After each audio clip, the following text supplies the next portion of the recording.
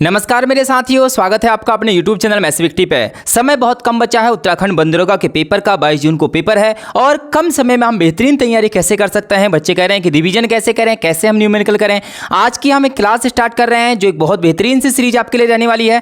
मैंने फिजिक्स जो unit wise है वो प्रैक्टिस सेट भी स्टार्ट कर रखा है, बायोलॉजी के अंदर जो यूनिट वाइज है वो प्रैक्टिस सेट भी स्टार्ट कर रखा है। आज मैं एक और बेहतरीन सेट आपके सामने स्टार्ट कर रहा हूँ, फिजिक्स टेस्ट नंबर 1। भैया टेस्ट सीरीज हमने स्टार्ट कर रखी है। टेस्ट सीरीज कैसे चलेगी पहले उसके बारे में थोड़ा सा जान लेते हैं। यहां पर लगा हुआ है टाइमर में 20 सेकंड का समय दिया जाएगा। यहां पर लगे हुए हैं क्वेश्चन, आपको क्वेश्चन पढ़ना है और उनका आंसर देना है, ठीक है। और यहां पर 15 क्वेश्चन रहेंगे। इस क्वेश्चन के अंदर बहुत बेहतरीन लेवल के क्वेश्चन रखे गए हैं जिसके अंदर न्यूमेरिकल भी हैं और ये पेपर आपको दिख रहे होंगे, सारे के सारे प्रीवियस ईयर के क्वेश्चन हैं, अलग अलग एग्जामों से निकाले गए क्वेश्चन हैं और कौन सा क्वेश्चन आपके पेपर में आ सकता है वो सारे क्वेश्चन यहां पर रखे हुए हैं। फिजिक्स पूरी आपकी कंप्लीट हो जाएगी इस तरीके से भी, और वहां यूनिट वाइज भी प्रैक्टिस करा रहा हूं, यहां टेस्ट सीरीज भी ला रहा हूं, इसके अंदर न्यूमेरिकल भी होंगे। तो सारा कुछ आपका यहां पर डाउट क्लियर हो जाएगा। अगर आप एक डेडिकेटेड स्टूडेंट हैं, अगर आप निकालना चाहते हैं बंदरोगा का पेपर, तो आप इस सीरीज के साथ जुड़ें। यह सीरीज आपके लिए बहुत ज़्यादा खास रहने वाली है। एक इस जो ये सीरीज स्टार्ट कर रहे हैं इसमें एक गिफ्ट भी आपको मिलेगा, एक बच्चे को गिफ्ट मिलेगा। वह स्टूडेंट कौन रहेगा? वह स्टूडेंट आप हो सकते हो अगर आप करते हो। मैं सबसे पहले जैसे ही ये वीडियो अपलोड होती है, इस वीडियो के कमेंट में जो सबसे पहले इन सभी क्वेश्चनों के आंसर देगा, जैसे 15 क्वेश्चन रखे गए हैं, पहले का ए, दूसरे का बी, तीसरे का सी, उस बच्चे को मिली जाएगी एक चॉकलेट, 10 रुपए वाली चॉकलेट दी जाएगी। अब ऐसा मत कहना गुरुजी 10 रुपए की चॉकलेट से हम क्या करेंगे, इससे ना सहारा मिलता है। जैसे अगर आप सबसे पहले कमेंट लिखते हैं और अगर आपके आंसर भी सारे के सारे सही होने चाहिए, पहले आपको क्लास पढ़नी है फिर उनके आंसर लिखते रहना है फटाफट, है ना, जल्दी से। अगर आपके सारे आंसर सही होते हैं तो उस बच्चे को गिफ्ट मिलेगा। भैया गिफ्ट चाहे 1 रुपए का हो, 5 रुपए का हो, 10 रुपए का हो, 1000 रुपए का हो, 2000 रुपए का हो, मायने नहीं रखता है। मैं इसलिए इसको स्टार्ट कर रहा हूं ताकि आपके अंदर पढ़ने की ललक जगे और आप अपनी तैयारी को बेहतर कर सकें। तो तैयार रहना। पहले गिफ्ट के लिए जिस भी बच्चे को गिफ्ट मिलेगा उसका नाम अगले दिन स्क्रीन पर लिखा हुआ मिलेगा और उसको मैं 10 रुपए की चॉकलेट देने वाला हूं। पहला क्वेश्चन आपके सामने, ज्यादा कुछ ना कहते हुए सीरीज को स्टार्ट करूंगा। चैनल में पहली बार हैं तो चैनल को सब्सक्राइब कर दें। यह रहा आज की क्लास का पहला क्वेश्चन। Timer start now. जल्दी जल्दी आपको करते रहना है, टाइमर यहां पर लगा है। इस टाइमर से पहले आपको आंसर देना है। आपकी होड़ ऐसी होनी चाहिए।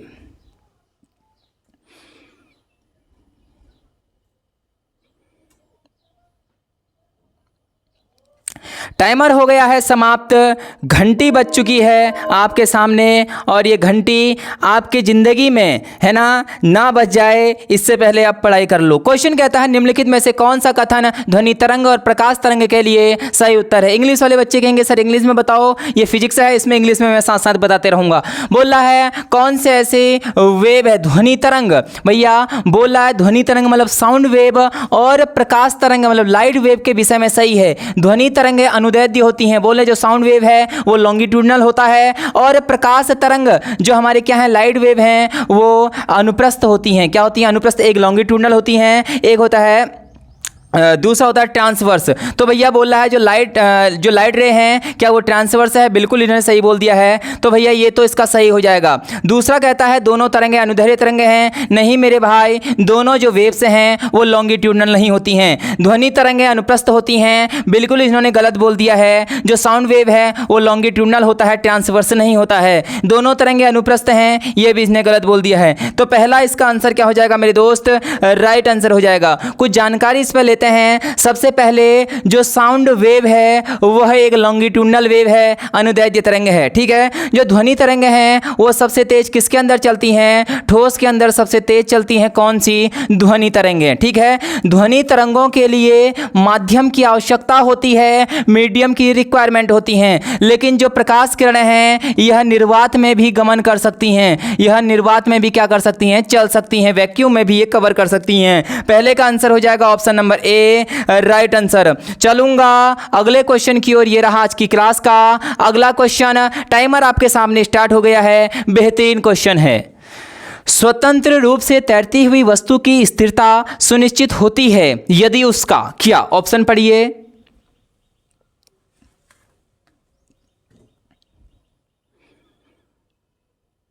टाइमर समाप्त हो चुका है और घंटी बज चुकी है। इस घंटी बजने से पहले आपका आंसर आ जाना चाहिए मेरे दोस्त।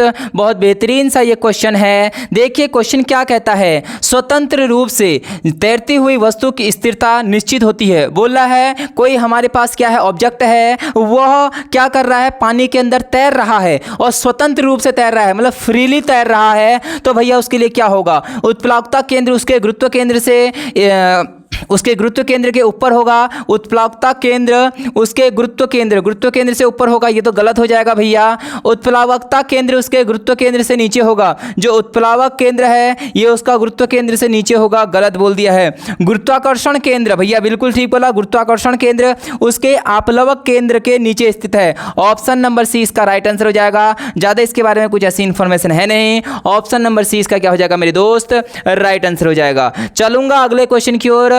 कम समय में ज्यादा क्वेश्चन कैसे करते हैं, यहां पर देखिए टाइमर स्टार्ट हो चुका है। क्वेश्चन पढ़ना स्टार्ट कर दीजिए। महारथी स्टूडेंट सिलेक्शन लेना है, सिलेक्शन लेके रहेंगे। क्वेश्चन आपके सामने है।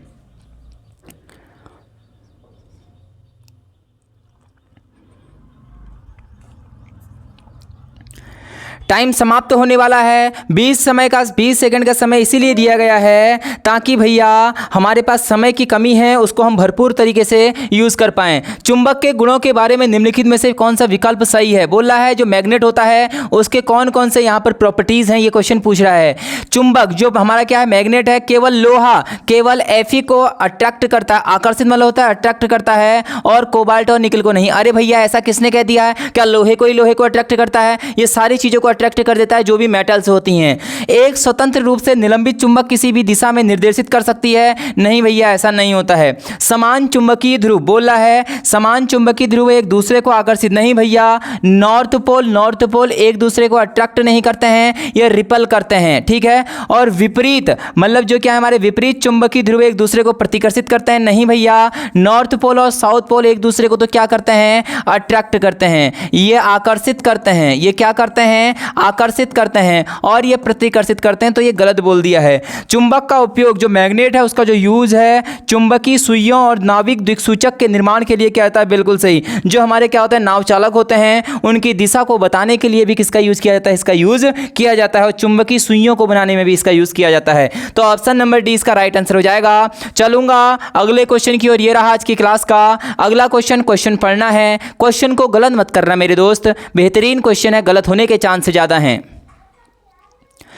वेग समय आलेख के अधीन क्षेत्र क्या दर्शाता है। बोल रहा है वेग और समय का जो चित्र है, जो फिगर है, वो हमें जो उसका एरिया है वो क्या बताता है। वेग, विस्थापन, बल या त्वरण। सभी लोगों ने क्वेश्चन पढ़ लिया होगा, आंसर भी सबने दे दिया होगा। बहुत सारे बच्चों ने इसका आंसर त्वरण दिया होगा। जिन जिन बच्चों ने इसका आंसर त्वरण दिया है मेरे दोस्त, त्वरण इसका आंसर नहीं होगा, एग्जामिनर आपको फंसा देगा। क्वेश्चन कह रहा है देखो, वैसे जब हम त्वरण की बात करते हैं वेग परिवर्तन की दर को ही हम त्वरण कहते हैं। अगर यहाँ पर बोल देता वेग समय आलेख किसको दर्शाता है तो त्वरण होता है, लेकिन ध्यान से देखना वेग समय आलेख के अधीन क्षेत्र क्या दर्शाता है। भैया यहां पर जो ये चित्र बनता है, इस प्रकार का एक फिगर बनता है, जब आप पढ़ोगे न्यूटन का दूसरा नियम प्रूव करने के लिए तो यही वो बनता है। तो ये जो क्षेत्रफल है भैया, ये क्षेत्रफल किसको दर्शाता है, ये दर्शाता है विस्थापन को।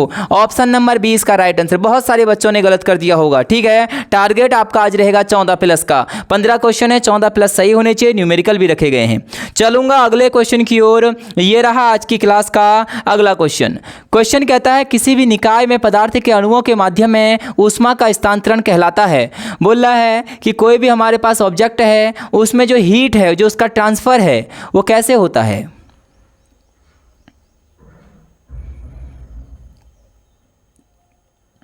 और घंटी बज चुकी है, घंटी बजने से पहले आपका आंसर आना चाहिए मेरे दोस्त। क्वेश्चन कहता है किसी भी निकाय में, किसी भी कोई भी हमारे पे क्या है ऑब्जेक्ट है, कोई भी हमारे पास फिगर है, पदार्थ के अणुओं के माध्यम से ऊष्मा का स्थानांतरण क्या कहलाता है। क्या अभिवहन। भैया अभिवहन क्या होता है, जो हमारी पानी है, जो लहरें हैं, उसकी जो स्पीड होती है उसे ही हम क्या बोलते हैं, अभिवहन बोलते हैं। संवहन, विकिरण और चालन। जो हमारी हीट है उसका ट्रांसफर 3 तरीके से हो सकता है, ठीक है। संवहन से हो सकता है, कन्वेंशन से हो सकता है, विकिरण से हो सकता है, विकिरण को हम बोलते हैं, विकिरण को हम रेडिएशन बोलते हैं, और चालन होता है कंडक्शन। ठीक है, तो भैया जो अणु हैं, अणुओं के मध्य कोई पदार्थ है, ये रॉड है मान लेते हैं, यही रॉड है, मैंने इसको यहाँ पर लोहे की रॉड है मान लेते हैं, यहाँ पर मैंने आग जलाई, ये गर्म होगा, और यहाँ पर से जो यहाँ पर ये गर्म हो जाएगा, ये जो हीट का ट्रांसफर हुआ मेरे दोस्त, ये किस वजह से हुआ, ऐसा क्वेश्चन कहता है ये हुआ चालन के द्वारा। ठोसों में जो हीट का ट्रांसफर होता है वह सबसे तेज होता है, क्यों? क्योंकि इनके जो पार्टिकल हैं बहुत पास पास होते हैं, यही क्वेश्चन।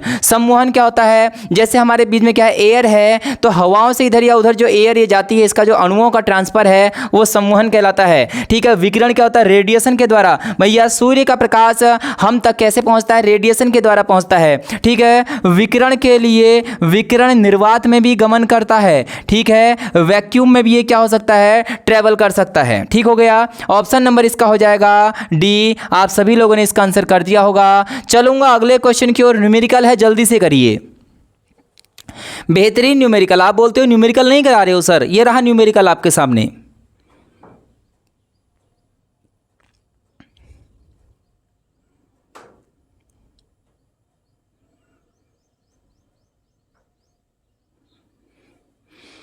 समय समाप्त हो चुका है। क्वेश्चन क्या कहता है, देखिए न्यूमेरिकल करने का आसान तरीका, एक वस्तु को लंबवत ऊपर की ओर फेंका जाता है। कोई एक ऑब्जेक्ट मेरे पास है, इस बॉल को मैंने ऊपर की ओर फेंका, बॉल यहाँ पर जाके रुक गई।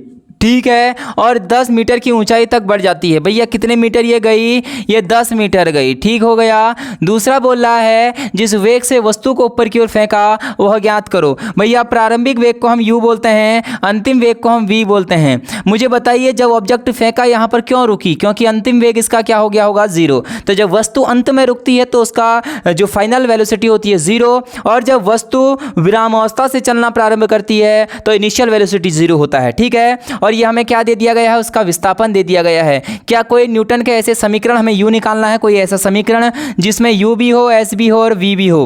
भैया v² बराबर u² प्लस 2a ऐसे एक फॉर्मूला होता है। भैया v कितना दे रखा है, 0 का स्क्वायर, u कितना दिया है, u तो भाई साहब हमें निकालना है 2a, a यहाँ पर नहीं दिया है, और हमने वस्तु ऊपर की ओर फेंका है तो गुरुत्वीय त्वरण लगेगा जो कि होता है 9.8 इंटू s। विस्थापन कितना हुआ है, 10 हो रखा है, तो यहाँ से हो जाएगा 0 equal to u square plus 2 into 98 को 10 से इंटू करोगे 98 हो जाएगा। 98 दूनी 196 बराबर किधर आएगा, माइनस का 196 हो जाएगा। ठीक है, ये हो जाएगा 196 इक्वल टू यू स्क्वायर। तो u की जो वैल्यू आ जाएगी वो आ जाएगी अंडर 196, और 196 होता है 14 का स्क्वायर। किसका स्क्वायर होता है, 14 का स्क्वायर होता है 196। तो ये अच्छा क्वेश्चन था। अभी देखना है, वैसे यहाँ पर एक कंडीशन याद रखनी है, ऑब्जेक्ट ऊपर की ओर फेंका है तो जी इस समय माइनस का 9.8 होना चाहिए, लेकिन यहाँ माइनस प्लस का कुछ है नहीं, इस वजह से मैंने प्लस का रख दिया, नहीं तो यहाँ पर माइनस का आएगा, यहाँ पर माइनस का आएगा और इधर आके ये प्लस का हो जाएगा। ठीक है, तो ऑप्शन नंबर सी इसका राइट आंसर। तो ये सारे जो सर्व समीकरण हैं मैं प्रैक्टिस बैच में आपको करा रहा हूँ। 119 रुपये का जो प्रैक्टिस बैच है उसमें भी करा रखा है, जो फ्री वाली हमारी क्लासेस चल रही हैं उस पर भी चल रही हैं, सब जगह आपको कराया है। बस ज़रूरत है आपको पढ़ने की। अगला क्वेश्चन ये रहा, टाइमर स्टार्ट नाउ। क्वेश्चन कहता है निम्नलिखित में से ध्वनि के बारे में सत्य है। बोल रहा है जो साउंड है उसके बारे में ट्रू कौन सा है। ध्वनि की गति ताप से स्वतंत्र है। जल्दी से पढ़िए मेरे दोस्त, समय बहुत कम है।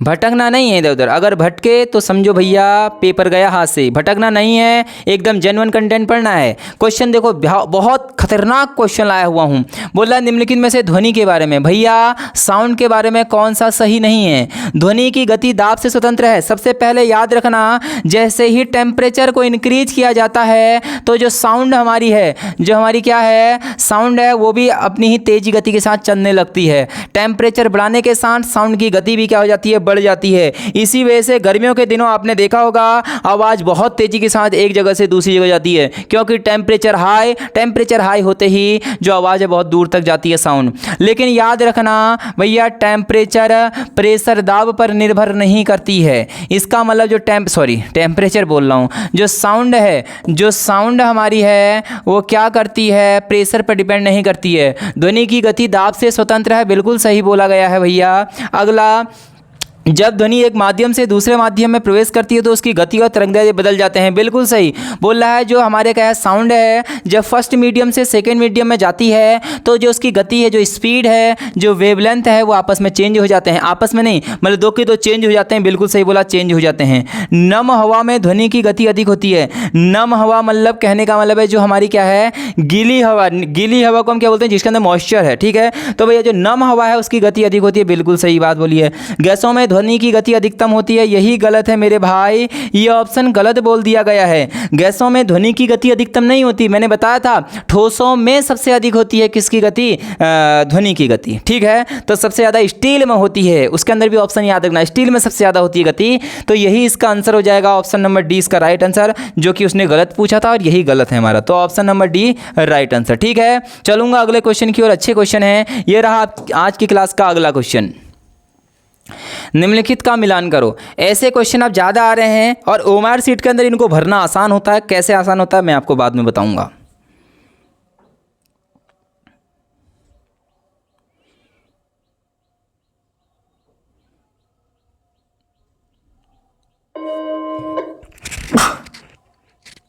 सॉरी, चलते हैं। ये देखो, अब ना इन क्वेश्चनों को करना बहुत आसान होता है। देखो, जैसे मुझे इसमें कुछ नहीं आता, लेकिन मुझे एक ओएमआर शीट भरनी आती है। मुझे कुछ नहीं आता, मुझे आंसर आता ही नहीं है, मैंने क्वेश्चन देखे ही नहीं है, मैं बिना क्वेश्चन देखे इसका आंसर बता सकता हूँ।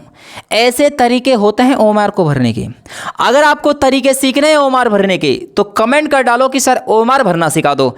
अगर आपको ओएमआर सीखना मैंने भरना सिखा दिया तो आपके 5 से 6 नंबर बढ़ जाएंगे। देखो, सबसे पहले हमें क्या देखना होता है कि स्टार्टिंग में कौन से नंबर सेम है। भैया 3 और 3 सेम है, ठीक है, ये तो आंसर नहीं हो सकते। 99% यही होता है। अब लास्ट में कौन से दो हैं भैया, ये दो हैं लास्ट में सेम, तो भैया इसको भी कट कर दो, इन दोनों में से एक ही होगा। ये तो पहले ही कट कर दिया, ऑप्शन सी राइट आंसर। ये जादू है, जादू। जिसको ओएमआर भरनी आ गई ना उसके लिए ये जादू का साबित होगा, जादू की तरह। देखो अब आंसर देखते हैं। मुझे नहीं पता कि इसका आंसर यही है कि गलत है, बस मैंने तो टाइपिंग वाले को क्वेश्चन भेज दिए थे, भाई ये क्वेश्चन को लगा दो और सीधे क्लास के बाद मैं आपको ये पढ़ा रहा हूँ। अभी 10:30 बजे ही क्लास छुट्टी है, उसके जस्ट बाद आपको पढ़ा रहा हूँ और आपको 1 बजे या 2 बजे क्लास मिल जाएगी। ठीक है, क्वेश्चन देखते हैं। अवतल दर्पण क्या होता है भैया, है ना, कॉन्वेक्स नहीं कॉनकेव। कॉनकेव जो मिरर होता है वह दंत चिकित्सा के लिए यूज होता है कि नहीं होता है, बिल्कुल होता है भैया। उसके बाद अवतल लेंस एक अपसारी लेंस है, बिल्कुल सही बोल दिया। जो हमारा कॉनकेव लेंस है वो चीज़ों को डाइवर्ट करता है, डाइवर्स लेंस हो गया, ठीक हो गया भैया। पहले का सी ये गलत, ये गलत। पहले का सी, दूसरे का 1, दूसरे का 1 बिल्कुल सही है। तीसरे का अवतल दर्पण कॉन्वेक्स जो मिरर है वो पश्चदर्शी दर्पण होता है, बिल्कुल सही बात है। जो हमारे गाड़ियों के बगल में लगे रहते हैं वो यही शीशे तो होते हैं, कॉन्वेक्स मिरर। ठीक है, ये पीछे के दृश्य को देखते हैं। तीसरे का 4, ऑप्शन नंबर डी यहाँ पर राइट आंसर, सी राइट आंसर है। तो ये तरीके कैसे करते हैं, क्या करते हैं, मैं पूरा बताऊंगा पेपर से पहले। आपको बहुत कुछ समझाना आपको बाकी है। ये सारे तरीके जब आप सीख जाओगे आप बोलोगे गुरुजी मजा ही आ गया आपके इस तरीके से। अगला क्वेश्चन ये रहा, टिंडल प्रभाव किसकी घटना है, जल्दी आंसर दे दीजिए।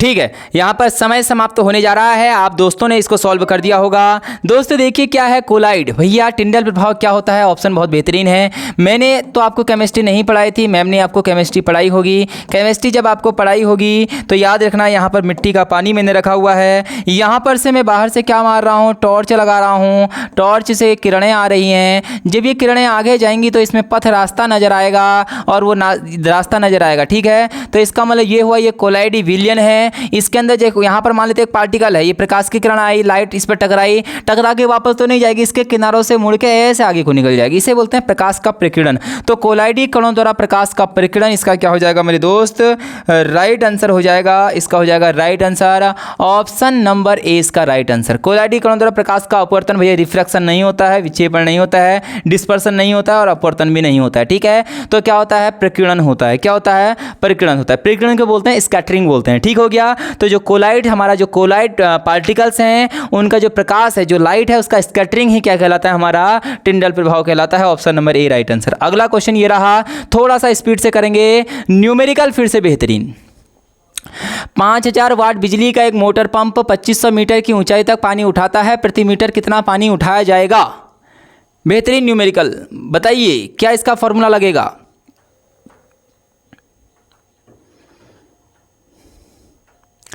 समय समाप्त होता है आपका और हम करेंगे न्यूमेरिकल, बेहतरीन न्यूमेरिकल। आज की क्लास का दूसरा न्यूमेरिकल है ये। देखो क्वेश्चन क्या कहता है, 5000 वाट। भैया वाट किसका मात्रक है? मैंने आपको 1000 बार बताया है कि शक्ति का मात्रक वाट होता है। ये पी दिया हुआ है। एक मोटर पंप 25 मीटर की ऊंचाई, भैया हमें एच दे दिया है, हाइट दे दिया है 25 मीटर की ऊंचाई पर पानी उठाता है। प्रति मिनट कितना पानी उठाया जाएगा? प्रति मिनट कितना पानी उठाया जाएगा? प्रति मिनट की बात कर दी है, 1 मिनट।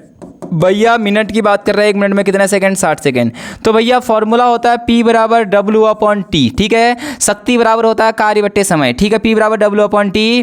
भैया P बराबर W बराबर क्या होता है? कार्य बराबर क्या होता है? बल गुणा विस्थापन बट्टे समय। पूरा ऑपरेशन करके दूंगा आपको। F बराबर क्या होता है? ma होता है। लेकिन भैया वस्तु ऊपर की ओर फेंक रहा है पानी, तो G लगा दो, और D विस्थापन है बट्टे में समय। तो P कितना दिया है मेरे दोस्त? हमें 5000 दिया गया है, बराबर M यहाँ पर मास है। मास कितना दे रखा है? मास तो हमें निकालना है मेरे दोस्त, ठीक है। कितना पानी उठाया जा सकता है? पानी पूछ रहा है, एम पूछ रहा है। भैया जी कितना होता है? 9.8 होता है, इनटू डी। डी यहाँ पर विस्थापन है, विस्थापन कितना है? 25 है।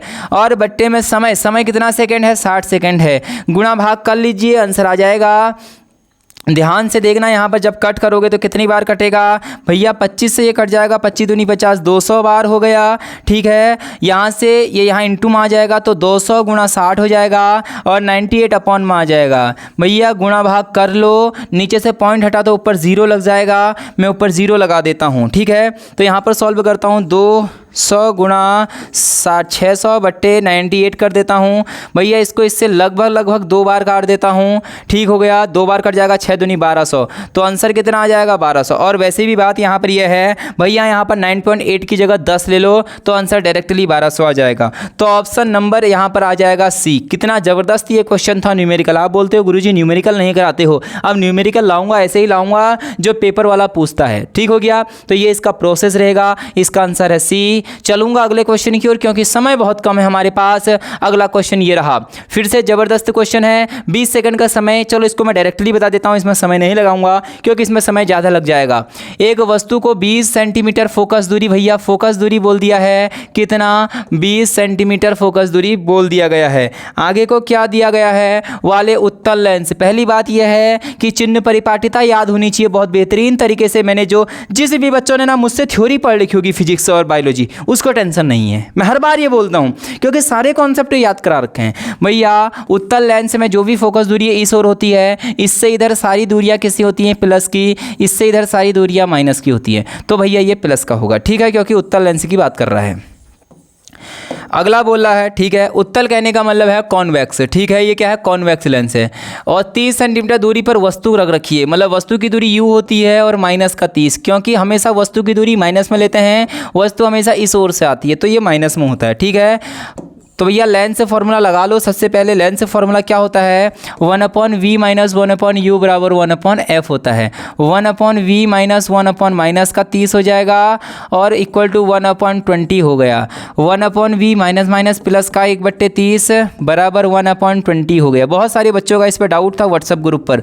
भैया डाउट नहीं रहना चाहिए। बहुत सारे बच्चे बोले थे कैसे आए, क्या आया? इक्वल के उधर गया, माइनस का हो गया। 1/v इक्वल टू 30 दूनी 60 एलसीएम आ गया। तो भैया 20 3 60, 30 दूनी 60, 1/v इक्वल टू आ जाएगा 3 में से 2 गया 1/60। तो हमारा जो v आया वो कितना आ गया? 60 सेंटीमीटर। क्या यही क्वेश्चन पूछा है? क्वेश्चन आवर्धन क्या होती है? भैया आवर्धन का फॉर्मूला क्या बताया था? m बराबर माइनस का v/u होता है। m बराबर माइनस v कितना है? 60 है। u कितना है? माइनस का 30। माइनस से माइनस कट गया, 3 दूनी 60। भैया आंसर आ जाएगा 2 2 2 2 2, ठीक है। बहुत सारे बच्चों ने इसका आंसर दिया था व्हाट्सएप ग्रुप पर, नाम तो याद नहीं है, लेकिन कुछ बच्चे देहरादून से जुड़े हुए हैं, उनका आंसर ग्रुप आया था। मुझे नाम याद नहीं है लेकिन आंसर दिया था उन्होंने, सॉल्यूशन करके भी भेजा था। बहुत सारे बच्चों को न्यूमेरिकल में दिक्कत हो रही थी। ये रहा इसका न्यूमेरिकल, ठीक है। समझ में आ गया आंसर। चलूंगा अगले क्वेश्चन की ओर। ये रहा आज की क्लास का अगला क्वेश्चन। क्वेश्चन कहता है स्टार्ट। टाइमर, बिल्कुल टाइमर लगाना है, तभी आपको पता चलेगा कितनी जल्दी आप कर रहे हैं, कितने लेट लगा रहे हैं। यदि तार में धारा दुगनी हो जाती है तो एक प्रतिरोध तार में उत्पन्न ऊष्मा इकाई समय में गुणा बढ़ जाती है, ठीक है।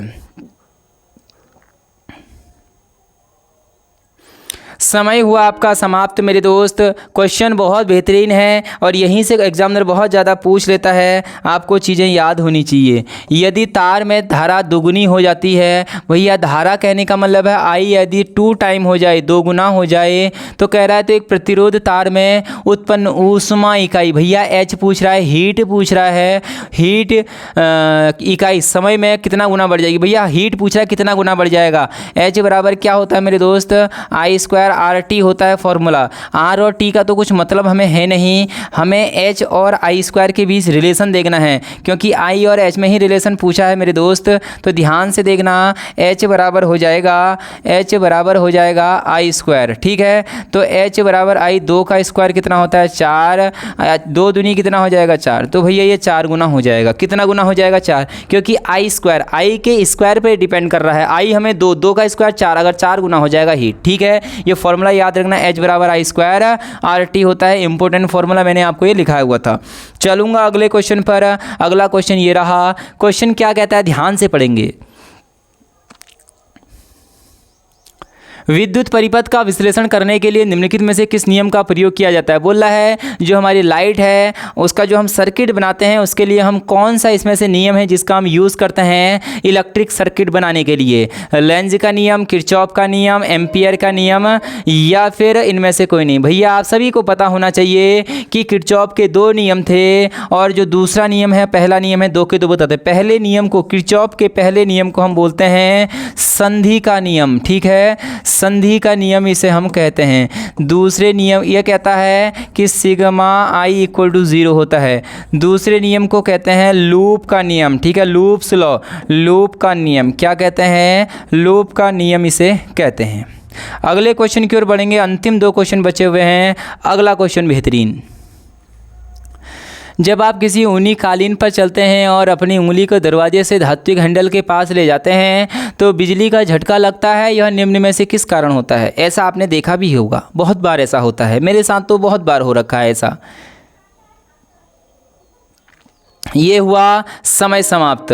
मेरे साथ बहुत बार ऐसा हुआ है कि भैया हम जैसे ही दरवाजे को खोलने की कोशिश करते हैं वैसे ही एक चिंगारी निकलती है, चट सी आवाज़ आती है और डर लगता है कि ये क्या हुआ। बहुत सारे हमारे शरीर के अंदर इलेक्ट्रॉन्स हैं, भैया हम पानी पीते हैं, इलेक्ट्रॉन हमारे शरीर के अंदर हैं। और ये वही क्वेश्चन कर रहा है कि जब आप ऊनी कालीन है ना, एक क्या है ऊन की कालीन है, उसके ऊपर आप चलते हैं और एक दरवाजे को आप खींचते हैं तो आपको चिंगारी आती है, ऐसा क्यों होता है। आवेश आपके शरीर में हैंडल तक स्थानांतरित होता है।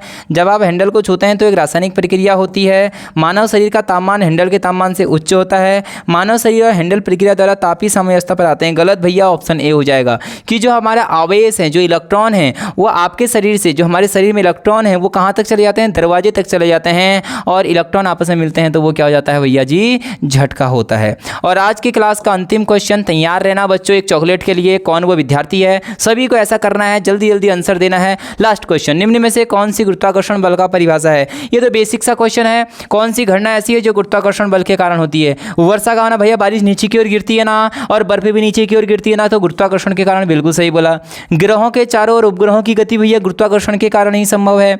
सागर में ज्वार भाटा आता है ना, टाइड्स आते हैं ना, वो भी इसके कारण आते हैं। तो ये सभी इसका राइट आंसर हो जाएगा, option number B right answer. ठीक है, ये रहे आज के 15 क्वेश्चन। बताना लेवल कैसा था। ऐसे ही आपको हर रोज क्लास चाहिए तो कमेंट कर दीजिए, क्योंकि इस समय प्रैक्टिस से ही काम बनने वाला है। बहुत सारे बच्चे इस समय डरे हुए हैं, प्रैक्टिस कहाँ से करें, क्या करें। न्यूमेरिकल भी इस क्लास के अंदर है, थ्योरी भी है, सब कुछ इसके अंदर है। बहुत नई सारी भी चीज़ें आपको पता चलेंगी। और जिन बच्चों ने कर लिया है, मैंने आपको बोला कि चॉकलेट के लिए लड़ाई शुरू हो चुकी है। आप कमेंट बॉक्स में आंसर देंगे 15 के 15 क्वेश्चनों का, और सही आंसर होना चाहिए। क्लास कैसी लगी, मेरी मेहनत कैसी लगी आपको। इतनी मेहनत आपके लिए चल रही है, सिर्फ आपके सिलेक्शन के लिए चल रही है। सिलेक्शन लेना है आप लोगों को, सिलेक्शन लेके एक बार मुझसे मिलने आना है, फिर हम मनाएंगे जश्न, फिर हम मनाएंगे इस सिलेक्शन का जो हमारा क्या है, ये संघर्ष था, इसकी कथा को हम सुनाएंगे कि भाई कितनी हमने मेहनत कर रखी थी। मैं मिलूंगा अगली वीडियो में। पढ़ते रहना, जबरदस्त रहना, अपने स्वास्थ्य का रखना ध्यान। जय हिंद, जय भारत, जय उत्तराखंड।